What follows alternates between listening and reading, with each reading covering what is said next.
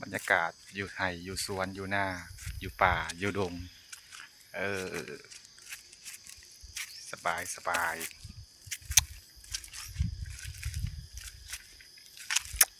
บางคนว่าหนาคือขาวแท้โอ้ยแสงแดดพี่น้องอ่ะมันก็เลยเห็นคือหนาขาวที่จริงหนาบ่ขาวดอกหนาดำหนาแหละ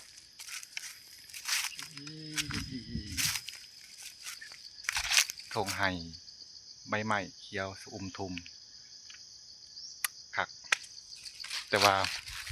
หมากบอหมากเสียอย่างเดียวกี่ขันเห็ดหน้า